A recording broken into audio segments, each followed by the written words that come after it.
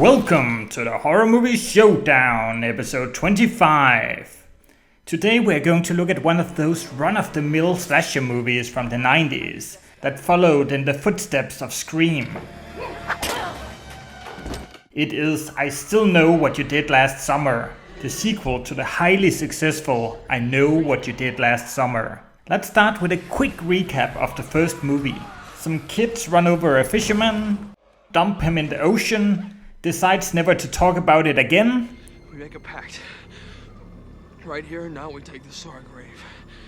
But the next summer they start receiving notes with the message, I know what you did last summer. It turns out that the fisherman wasn't dead and now he's back for revenge, killing off the kids one by one. And they probably had it coming. The movie ends with the fisher making a pretty good point. When you leave a man for dead, make sure he's really dead. The kids cut off his hand and dump him in the ocean again. The sequel takes place 1 year after the events of the first movie. It was 1 year ago. It's the anniversary. And it should really have been called I Know What You Did 2 Summers Ago. Anyways, Julie, the main protagonist, has moved away from her hometown to go to summer school and to get away from her past. Here Julie and her friend receive a phone call from a radio station on their secret number and win an all expenses paid vacation to the Bahamas despite answering the question wrong. Hey, Rio de Janeiro! Oh no. Did you say Rio? No. Yes? Yes! You just Yes! won Magic 96.7. It seems there's something really fishy going on. As the group of friends arrive on the Bahamas, they find out that they arrived just in time for the hurricane season, and they are the only ones staying there. Excuse me? Well, apart from Jamaican Jack Black,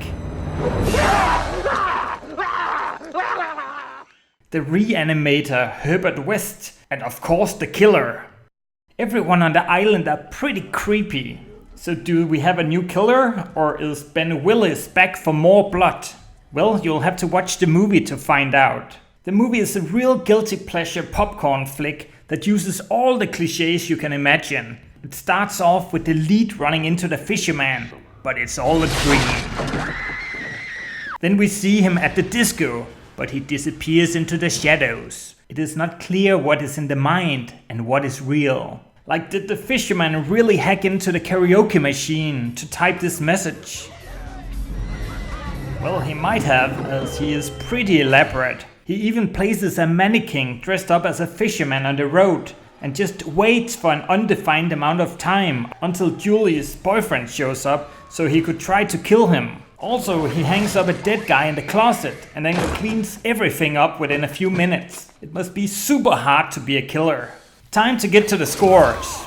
The movie has a total of 10 kills, and they actually show blood in this movie. The movie is atmospheric with all of the rain, but this talk of global warming is pretty much the scariest part of the movie. You know what? The greenhouse effect has caused the Gulf Stream to shift, and almost every meteorological expert expects some dramatic increase in tropical depression, which cause hurricanes, massive coastal flooding.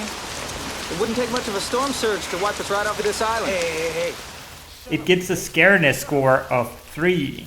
Like most 90s slashers, the movie is low on nudity, and we will have to do with this elevator look of Julie in a bikini.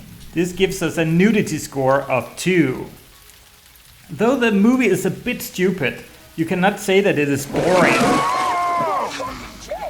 No water sports after midnight. That's hotel policy. I really loved it as a kid and even had it on VHS and later on DVD. And I also quite enjoyed it this time around, but it is only enough to give it a score of 6. My next few videos will be horror movie showdowns, so I hope you are hooked on the series. Thank you for watching, and I will catch you later.